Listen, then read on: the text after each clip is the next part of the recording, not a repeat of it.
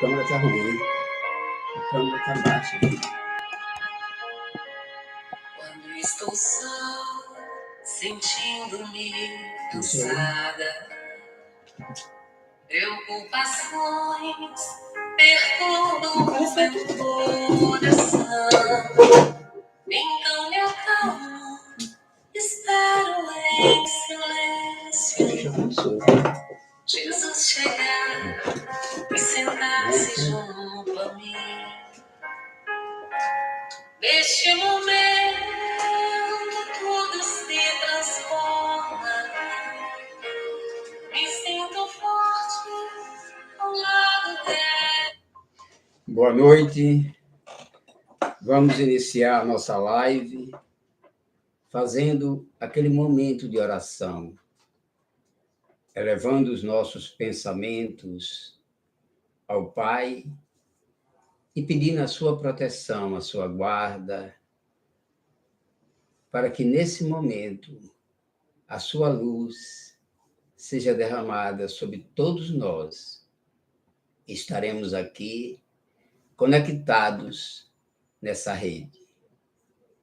Que o Mestre Jesus ilumine a cada um de nós e que os bons espíritos estejam conosco nessa vibração de amor e paz. Que Deus seja louvado. Nós vamos iniciar a nossa live, essa live que vai falar da reencarnação. E eu vou pedir a Juliana que venha participar comigo nessa live.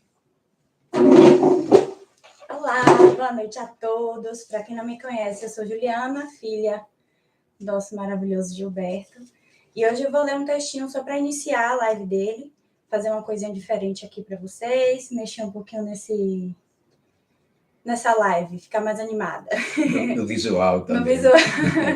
Então, vamos começar.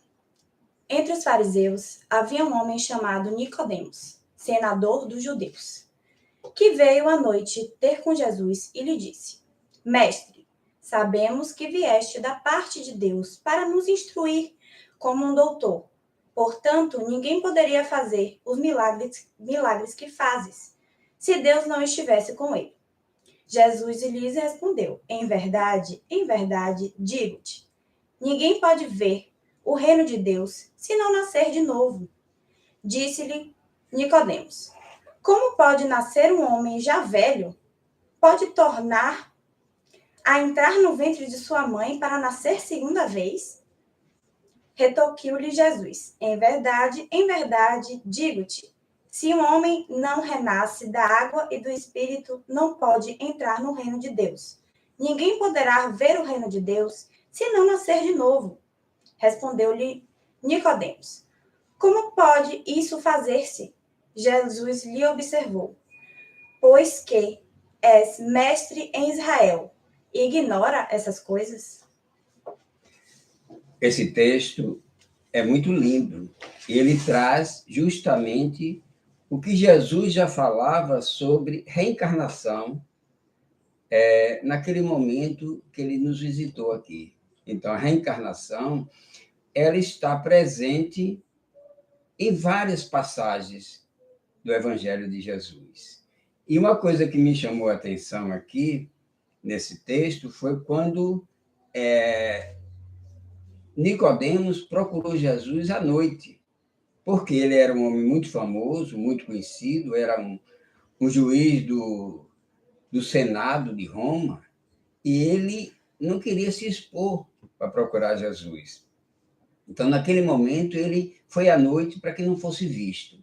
Mas era um homem de fé, um homem que admirava Jesus, e nesse momento Jesus aproveitou para dar a sua orientação a Nicodemos. Só que ele não entendeu nada, mas ficou na história para que nós hoje pudéssemos analisar a grandeza do que é a reencarnação. E é justamente isso que a gente vai trabalhar aqui hoje, desenvolvendo esse tema, que realmente é um dos pilares, como eu coloquei aí na abertura, é um dos pilares da doutrina espírita. Então, se é um pilar, vamos, porque a doutrina espírita são 5 pilares. Eu não vou enumerar porque, na verdade, a gente sabe que os pilares da doutrina espírita falam da fé em Deus, da reencarnação, da comunicação entre os espíritos, da existência de mundos, de outros mundos e de um mundo superior, que é o mundo espiritual. Então, essa fé raciocinada que a gente tem como espírita é que nos leva a entender por que da reencarnação.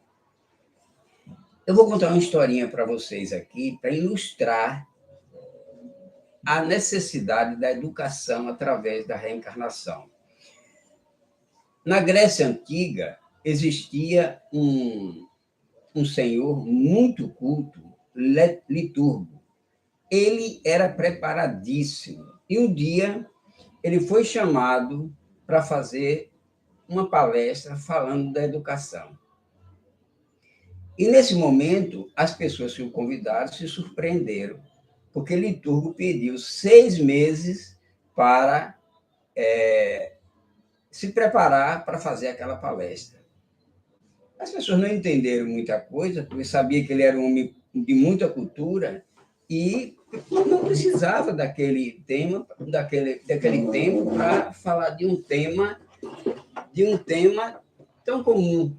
Todos achavam que era comum, entendeu? Então, nesse momento, as pessoas concederam aquele tempo, aqueles 6 meses a Liturgo, e ele aguardou. Ele pediu apenas que precisava de fazer essa palestra em um campo aberto. As pessoas concederam. E, nesse instante que ele foi iniciar a palestra, prepararam um campo aberto para ele fazer a palestra, chega Liturgo com 4 castas, 2 grandes e 2 pequenas.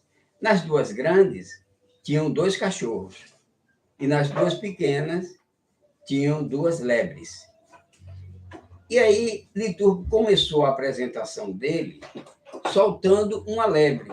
Ele soltou a primeira lebre e, depois, em seguida, soltou o cachorro.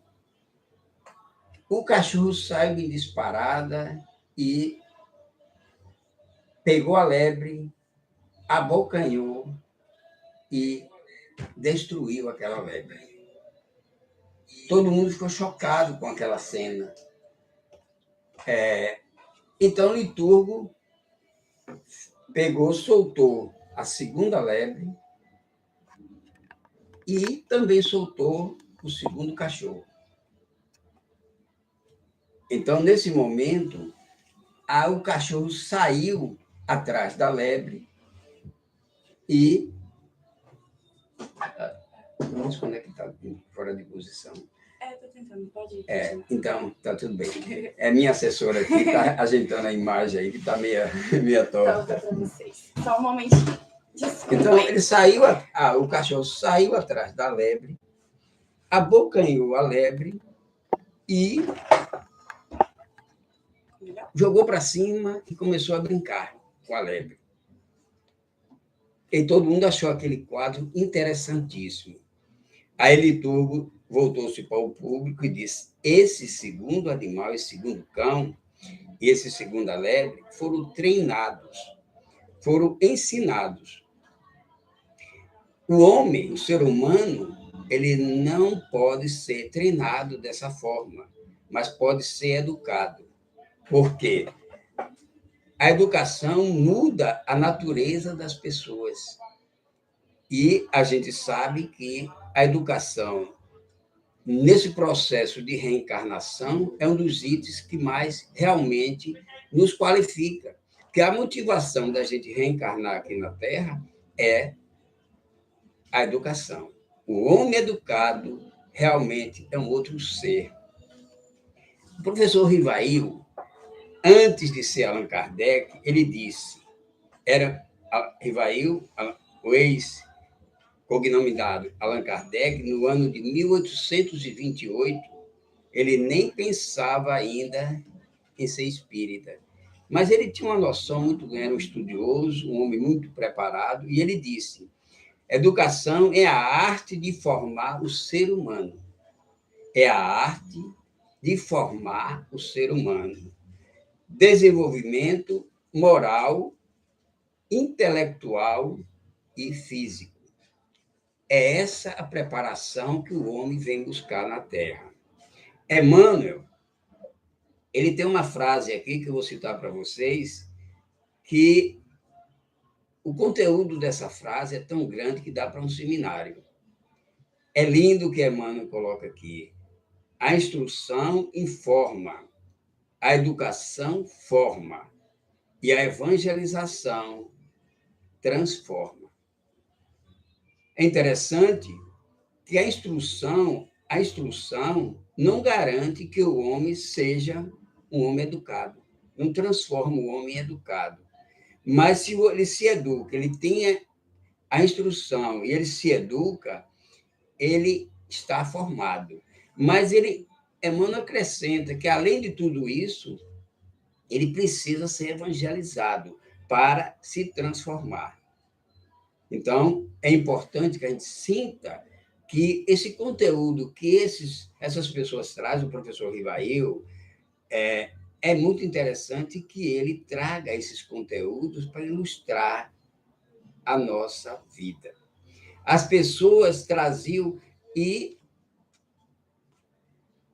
o professor Rivail estranhou que as pessoas, quando ele via as pessoas, ele notava que as pessoas tinham um comportamento diferenciado. Criança já nascia com inteligência, era aquela coisa nata das crianças, sem ir para a escola, sem um conteúdo de aprendizado aqui na Terra, eles já tinham algo nato. Então, ele começou a pensar, a grande dúvida do professor Rivail era justamente isso. Pessoas que traziam conteúdos inatos. Ele não sabia, naquela época, ele não entendia isso aí. Mas em julho de 1866, depois da caminhada dele com o processo do Espiritismo, que ele foi o codificador do Espiritismo, ele traz uma mensagem na Revista Espírita, em 1866, que diz: a educação é a maior alavanca moralizadora da humanidade. Entendeu? Então, nesse momento, é que a gente entende que Allan Kardec, aí já como Allan Kardec, que ele já estava em 1866, ele diz que a alavanca moralizadora da humanidade. E com referência àquela dúvida que Allan Kardec tinha no início, ele passou a entender que as pessoas traziam conteúdos inatos, que a criança, quando nascia, ela não era uma tábua rasa, ela não era uma folha em branco, mas sim um livro que já tinha começado a ser escrito em outras etapas, em outras encarnações, entendeu? A gente não pode... Hoje a gente entende que a criança, ela não... que a educação, ela não começa, não vem do berço. A gente entender que a educação, a gente dizia muito, a educação vem de berço, mas não é verdade. A educação vem antes do berço. E é justamente isso. Você, quando chega na Terra, você já vem com o seu livro, parte do seu livro já escrito. E você vai apenas construir o que falta escrever, entendeu? A pergunta número 68 do Livro dos Espíritos, a Kardec pergunta: qual a causa da morte dos seres orgânicos? Então, nesse contexto de reencarnação, a gente vai começar a analisar aqui o porquê da encarnação, entendeu? E ele diz: a morte do ser físico se consiste apenas no esgotamento dos órgãos, porque a alma, ela floresce para o mundo espiritual.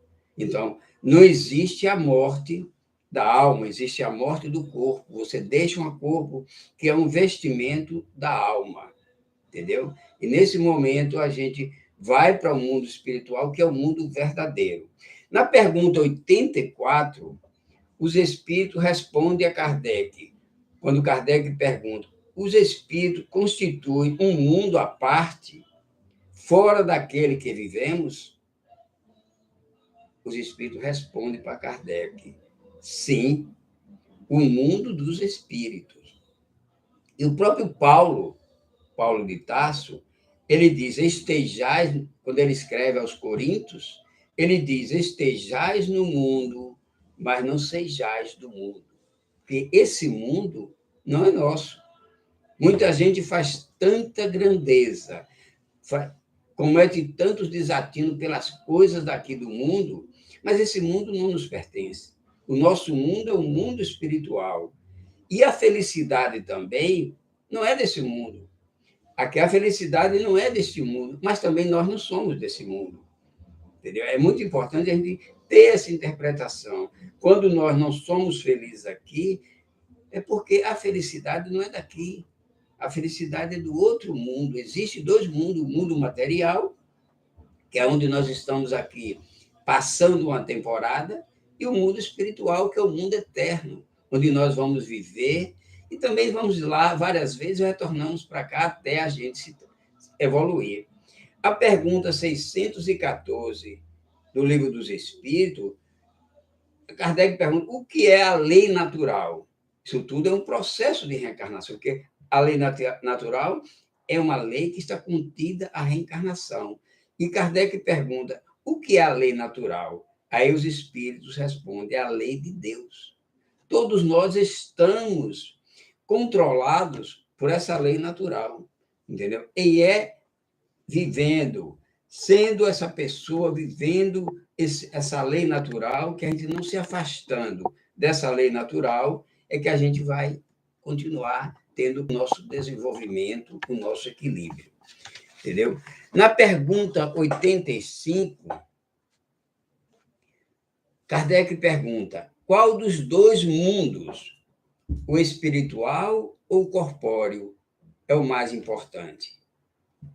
Os espíritos respondem: o mundo espírita, que preexiste e sobrevive a tudo. Ele veio, o mundo espírita, ele preexiste à nossa encarnação e ele sobrevive à nossa morte. Então, é um mundo completo, é um mundo de muita energia, porque o mundo é lá que nós vamos viver eternamente.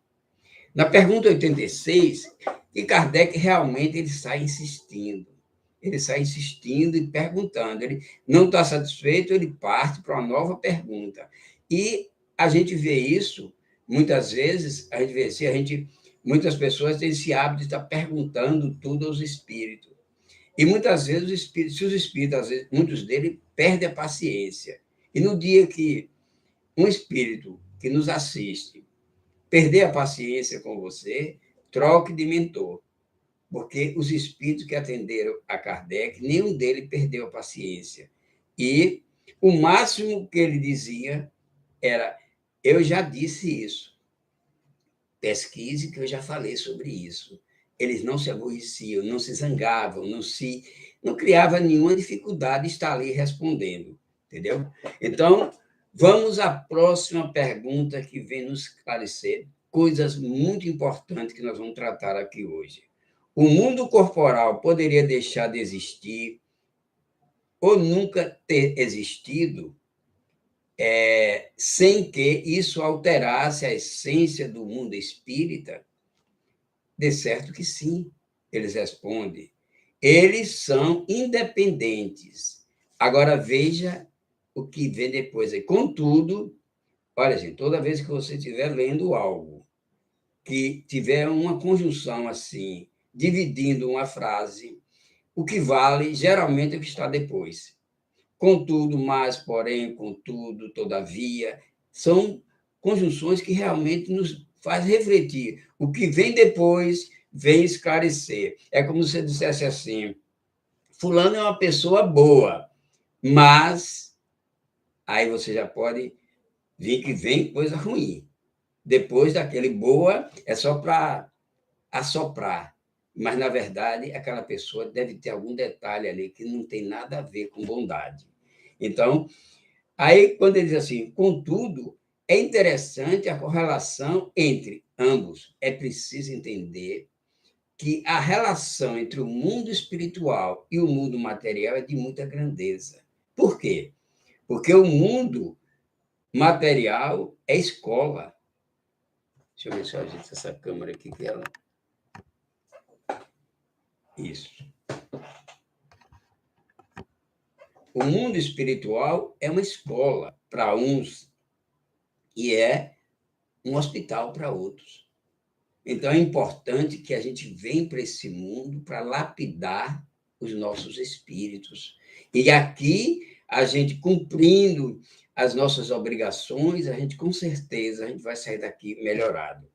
Agora vem uma pergunta aqui que é a base fundamental. Qual eu acertei agora. Não, sua cabeça está cortando. É porque tem que ser aqui. Essa câmera está me dando trabalho, mas eu vou conseguir. Então, gente, vem a pergunta aqui muito interessante. Qual o objetivo da encarnação dos espíritos? Olha, gente, que por enquanto aqui, a gente está falando de encarnação, que é o processo inicial de tudo. A gente não está falando de reencarnação, nós vamos falar depois. Então, qual o objetivo da encarnação dos espíritos? Pergunta Kardec. Deus lhes impõe, olha essa palavra aí, Deus lhes impõe a encarnação com o fim de fazê-los chegar à perfeição. Nós, gente, nós seremos espíritos iluminados. Nós seremos espíritos divinos. Então, é importante que a gente passe por todo esse processo de lapidação para o nosso crescimento. A reencarnação, a encarnação, aparentemente, poderíamos pensar que é um desvio de rota, mas não é, porque tudo que é criado por Deus é perfeito. A gente poderia entender como um desvio de rota, por quê? Porque se nós somos espíritas, analise conosco, se nós somos espíritos e vivemos no mundo espiritual, lá é o mundo feliz, é o mundo onde a gente vai encontrar tudo que a gente precisa para crescer e evoluir. Por que a gente tem que assumir um corpo físico e vir para a Terra? Aí é que entra o capítulo 4 do Evangelho segundo o Espiritismo, onde São Luís diz: fazer um exercício, a gente vem aqui fazer um exercício material para o desenvolver a nossa inteligência. Aí já toca num ponto fundamental, porque nós somos os seres inteligentes da criação, entendeu? Se São Luís coloca isso para nós, não só São Luís, mas é importante que a encarnação é de uma riqueza maravilhosa. Então, na pergunta 76, do Livro dos Espíritos, a Kardec pergunta: nós somos os seres inteligentes? Sim, os seres inteligentes, porque Kardec se posicionou diante dos espíritos para descobrir essa conexão da inteligência do ser humano com a pergunta número 1 do Livro dos Espíritos, que é: Deus é inteligência suprema. Então, se Deus é inteligência suprema e nós somos seres inteligentes, qual é o papel nosso aqui? Desenvolver as nossas inteligências para alcançar um processo de aproximação cada dia mais de Deus. A gente tem um detalhe muito importante. Às vezes você chega, o pai,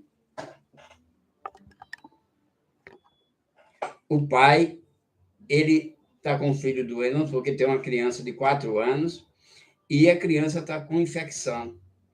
O pai leva no médico e o médico recomenda aplicar uma injeção. A criança sabe que a injeção dói.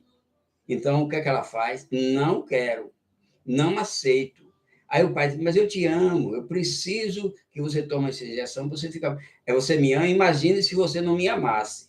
Então, é um contexto, aquela coisa que você relacionar a imposição de Deus para reencarnar tem a ver com essa criança que está tomando aquela injeção, obrigada pelo pai, mas o pai sabe que é necessário aquela criança tomar aquela injeção.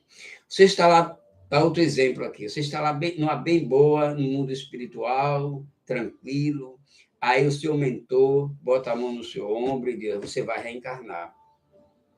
Aí o espírito olha para baixo aqui, olha para aqui para a Terra e diz, eu vou para a Terra, nesse tumulto que está vivendo na Terra, tanta gente boa, tantos políticos bons aí, tantas pessoas se agredindo, se matando. Então, a Covid aí, ele se assusta. Então, ele diz, não vou. Aí o mentor, baseado nessa imposição que é o que Deus determina, o mentor disse, você vai. Aí ele, não vou. Aí ele disse, o espírito disse, você vai. Aí fica aquela tema. Aí, no final, fui. Já reencarnou. Não tem jeito. Não tem aquele jeitinho brasileiro. Porque muita gente pensa que, chegando no mundo espiritual, continua aquelas performances do jeitinho brasileiro. Consiga isso para mim, entendeu? Lá não tem jeitinho brasileiro, entendeu? Então, é preciso entender que nós estamos vindo sempre para a Terra com um objetivo. Ter nessa encarnação menos erros do que nas encarnações passadas. A gente vem para aqui para diminuir a quantidade, melhorar o nosso saldo negativo, porque o nosso saldo está sempre negativo, entendeu? Então, é importante que a gente entenda que devemos praticar as boas ações, o amor. E, por falar em amor, a gente tem alguns amores aqui que a gente vai tratar aqui. O amor de mãe. A gente sabe que o amor de mãe é o mais belo. Agora, vamos falar do amor conjugal. É o amor compensação. A mulher chega no final da tarde, fulano, você não disse hoje que me ama. Ele disse, você também não me disse. Se você não me disse, eu também não lhe disse. Então, é aquele amor compensação, troca. E o amor entre homem e mulher tem muito disso. Eu preciso que você faça isso para mim para eu retribuir da mesma forma. Amor compensação. Tem o amor filial, é aquele amor recepção. O filho só quer receber. E aí ele vai acumulando. Quanto mais amor os pais dão, a mãe dão, mas ele quer mais amor. Tem um amor de irmão, que é o amor concorrência, competição.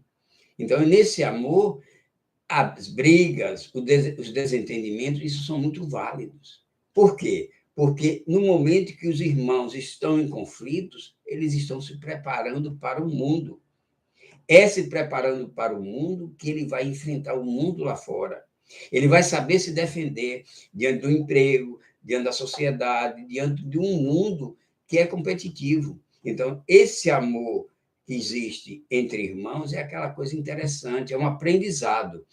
E muitas vezes você chega para um amigo e vai comentar, meu irmão é um chato, um cara horroroso. Aí o amigo vai e diz, realmente seu irmão é muito chato. Epa, não fale mal do meu irmão. Quer dizer, é aquele que fala, mas o outro não tem direito de falar, porque ele está defendendo o irmão, entendeu? Agora tem o amor materno, aquele amor doação, aquele amor mais belo, como eu já disse.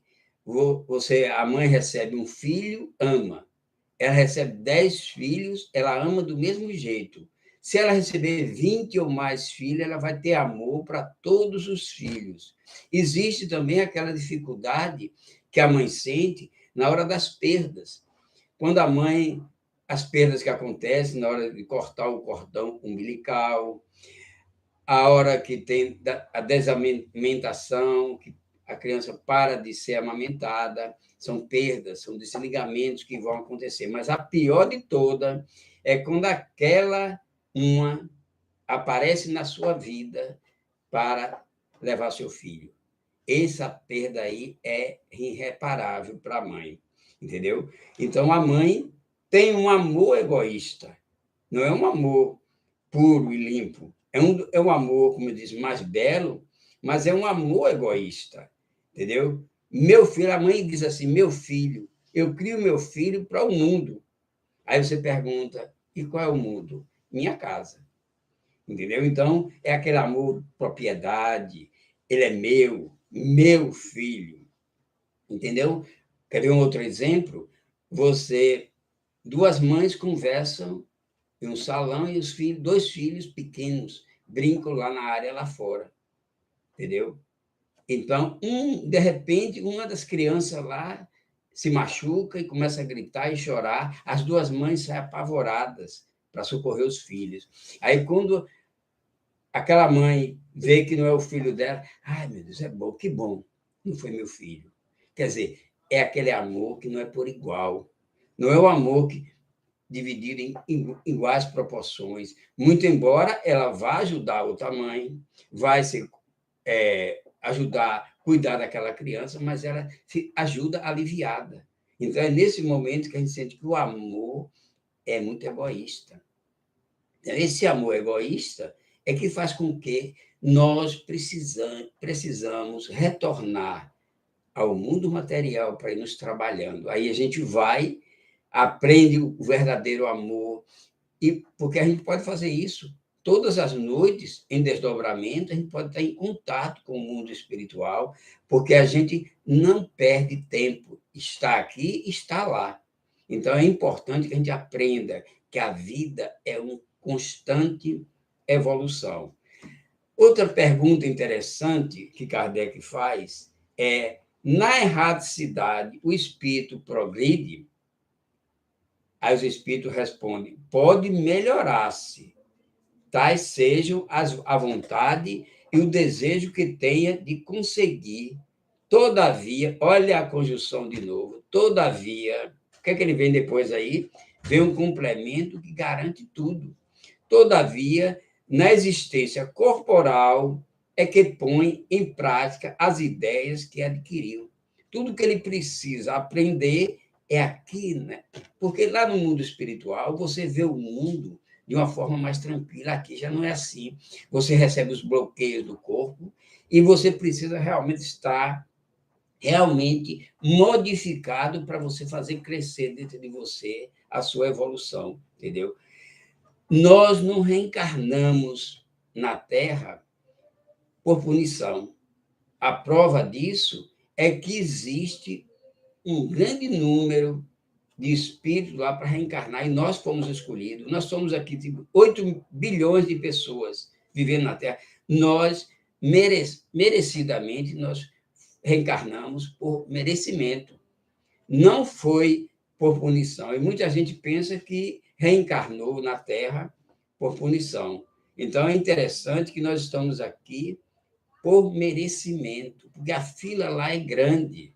No mínimo, nós competimos com 3 ou 4 espíritos para estar aqui reencarnado. E quando a gente desencarnar, tem mais uma competição lá para a gente retornar um dia, a gente vai lá para o fim da fila. E é preciso merecer essa reencarnação. E é por isso que ele diz aqui, a reencarnação é por merecimento, não é por punição.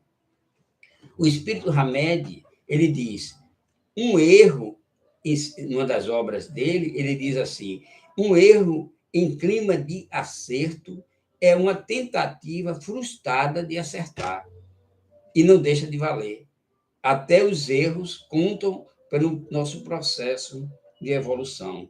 Então, é fundamental que a gente tente, que a gente não desista, que a gente dê o melhor de nós, entendeu? A pergunta número 167 do Livro dos Espíritos, Kardec pergunta, qual o objetivo da reencarnação? Aqui ele já não fala mais em encarnação. Aqui ele já fala num processo de retorno, a gente está retornando à Terra. Reencarnação. Aí os espíritos respondem, expiação e prova, melhoramento progressivo da humanidade. Sem isso, onde está a justiça? Não tem como se praticar a justiça se você não tem como ser reparado, reparar seus erros. É preciso aprender e se modificar. Não são as mesmas quantidades de reencarnações que nós temos que ter. Nós temos encarnações, tem espíritos de muita elevação que não precisam de muitas encarnações, de reencarnações. Tipo, Francisco de Assis, quanto tempo ele está em nossa frente? Quantos ganhos ele teve para chegar a esse nível evolutivo? Com certeza, ele passou por um processo de ganhos, nas suas reencarnações que modificaram a necessidade de cumprir todos aqueles sofrimentos, aquelas dores. Ele foi bastante trabalhado por ele mesmo para fazer crescesse no mundo espiritual.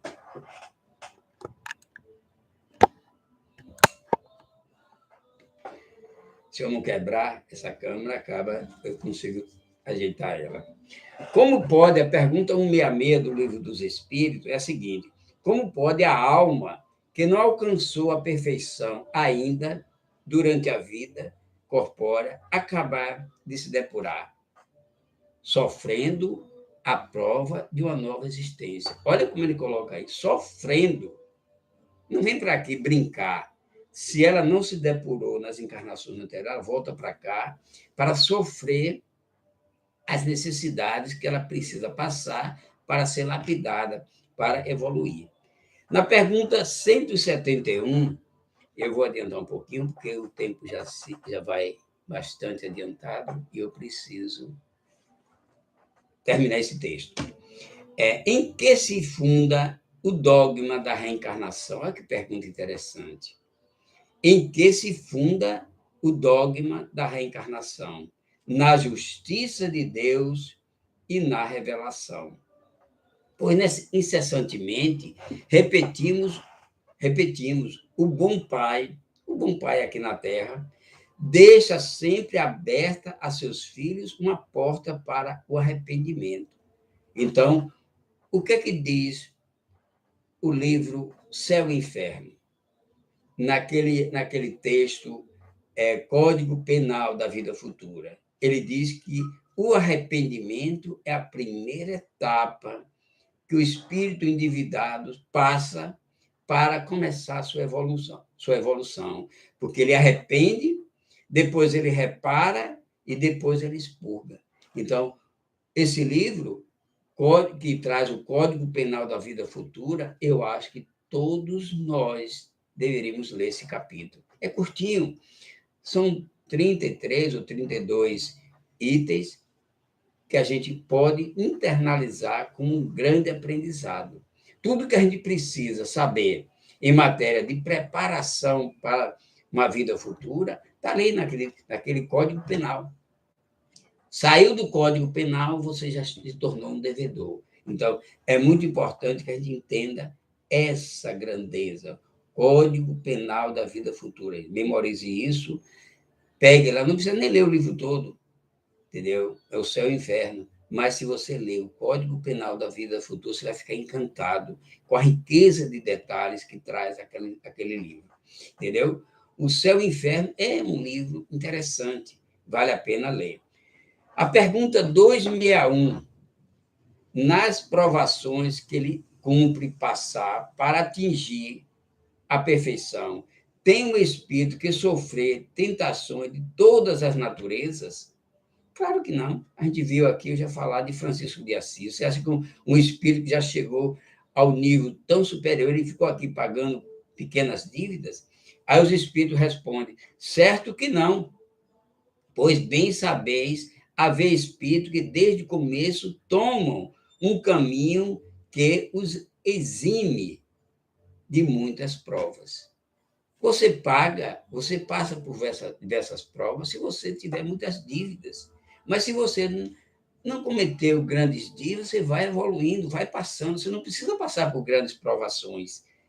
É muito interessante a gente pensar nisso aí. Vamos modificar as nossas vidas, vamos fazer o bem. Não vamos fazer mal, em hipótese de ninguém.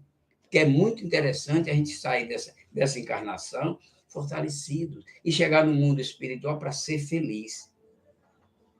Como pode o espírito simples e ignorante, a pergunta 262, como pode o espírito simples e ignorante ser responsável por suas escolhas? Aí é que é interessante. Deus lhe supre a inexperiência, traçando-lhe um caminho que deve seguir, como fazeis com as suas crianças. Interessante. Emmanuel, no livro O Consolador, ele diz que a convivência entre o determinismo e o livre-arbítrio é uma constante. Porque aqueles espíritos como esse aqui, o espírito simples e ignorante, ele não está vivendo o livre-arbítrio.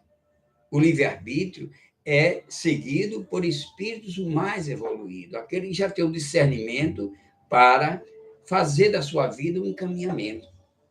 Então, eles estão aonde? Estão no determinismo. E Emmanuel coloca aí no livro O Consolador, dizendo que existe uma conexão, uma convivência entre o determinismo e o livre-arbítrio. Então, é preciso entender onde nós estamos.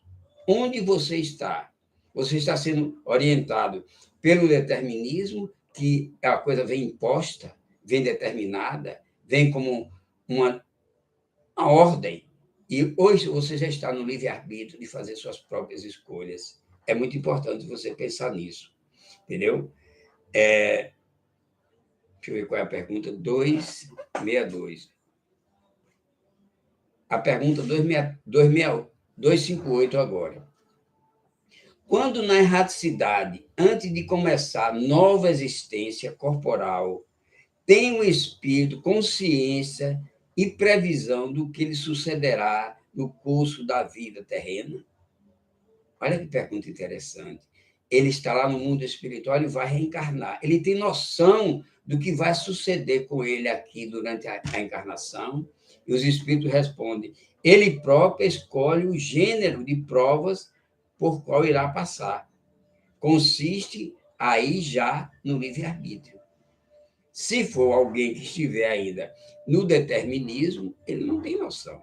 Ele não vai ter noção, mas se já estiver cumprindo o livre-arbítrio, entendeu? Ele vai ter conhecimento de tudo que vai passar, entendeu? Então, eu não pedi, muita gente, muitas adolescentes principalmente, diz: eu não pedi para nascer. Pediu? Tenha certeza que pediu. E outros ainda são mais arvorados. Eu não pedi para ser seu filho. Pediu. Tudo o que acontece, você precisa, você pediu porque você precisa, entendeu? Nascer no meio que precisa, entendeu? Tem uma outra pergunta aqui que complementa isso aqui, essa daí, que é muito interessante. Do fato de pertencer ao espírito, a escolha do gênero de prova que deverá sofrer, seguir-se-á que todas as tribulações que experimentamos na vida nós as previmos e buscamos? É muito interessante também essa pergunta. Vou até repetir a pergunta.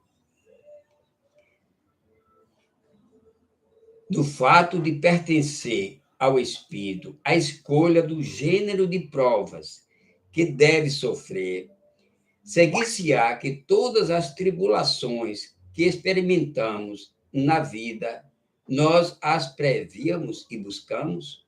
Todas, não.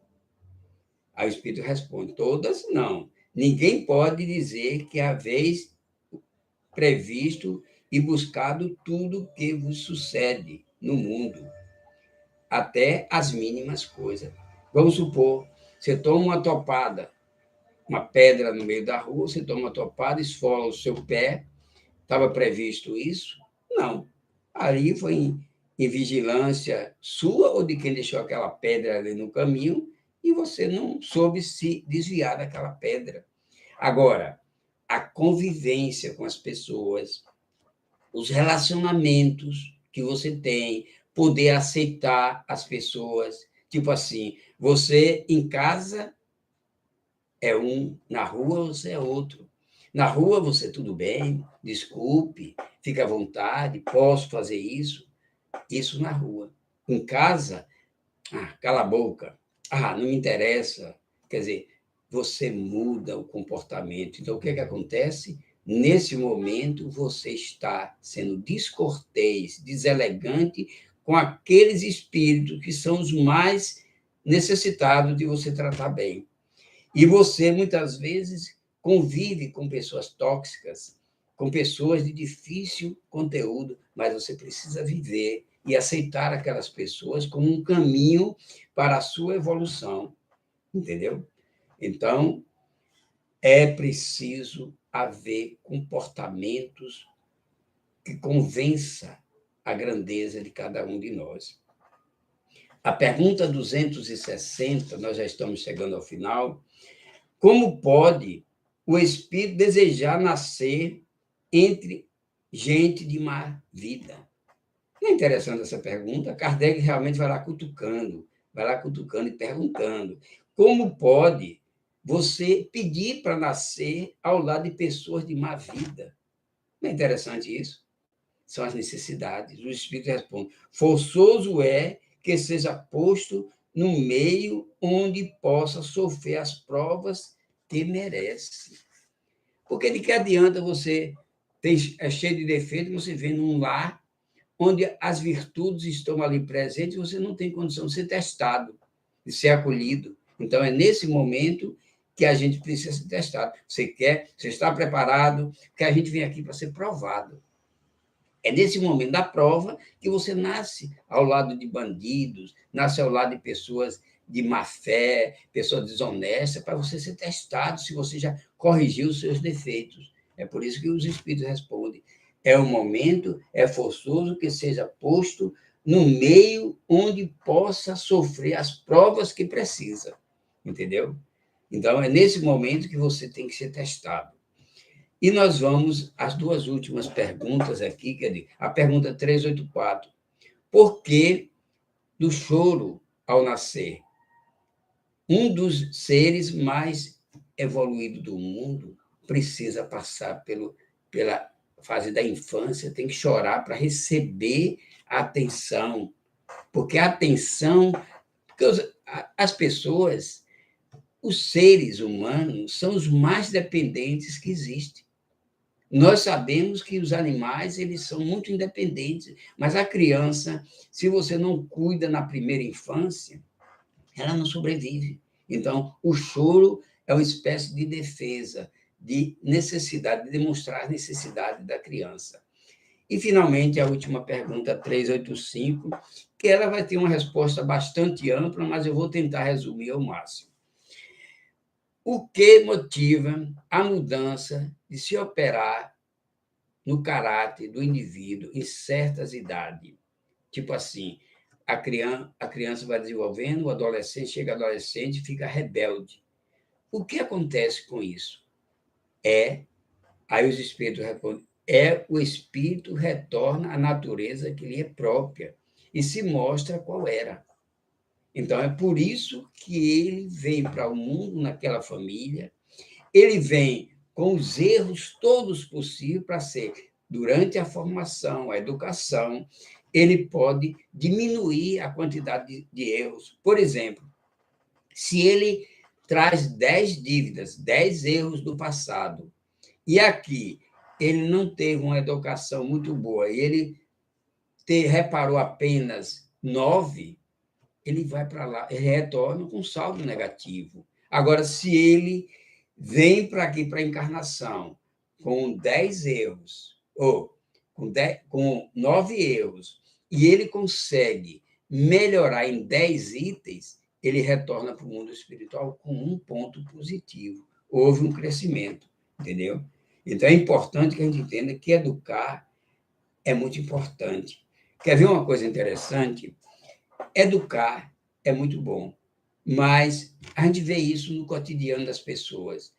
O telefone toca, se você veio para quê? Para ensinar o adolescente, a criança, a não mentir, e a mãe está sempre, não minta, seja verdadeira, não minta. E aí o telefone toca, a mãe está lá muitíssima ocupada, vendo a novela, e ela diz, diga que eu não estou. Quer dizer, é certo isso? Aí, no outro dia que o telefone toca, mãe, a senhora está hoje ou não está? Quer dizer, a dúvida da criança, isso aí é uma educação, porque a gente educa não é com palavras, a gente educa com o exemplo. Então, mais vale um exemplo do que 1000 palavras. Quando um pai mostra ao filho, você não pode fazer isso, pelas palavras, você não pode fazer isso, e ele vai e faz, você não pode beber, meu filho, ele vai e bebe. Você não pode agredir ninguém, ele é agressivo. Então, o filho vai aprender o quê? Vai aprender aquela coisa que é negativa, entendeu? Outra coisa, a questão 110 do livro o Consolador, Emmanuel diz que a melhor escola da vida é o lar. E muita gente quer transferir a educação natural para a educação formal. A educação natural é a educação de casa. E a gente precisa entender que a criança que sai mal educada de casa, ela vai ser mal educada na escola. O professor não tem a obrigação de educar seu filho. Então, a educação formal não substitui a educação natural. Rangel, o materialista do século XVIII, ele tem um exemplo muito grande, porque ser materialista não significa que seja uma pessoa desconectada com o amor, com o carinho, com o respeito. E o que é que Hegel disse? Não é Hegel, disse, seja uma pessoa e trate os outros como pessoa. Que frase interessante. Seja uma pessoa e trate os outros como pessoa. Então, é interessante que a gente entenda que aquilo faça ao outro o que você quer que o outro lhe faça. É aquele esquema que a própria Evangelho de Jesus nos remete a pensar. Então, a última frase para a gente se despedir é essa aqui. Educação é aquilo que fica depois que esquecemos o que nos ensinaram.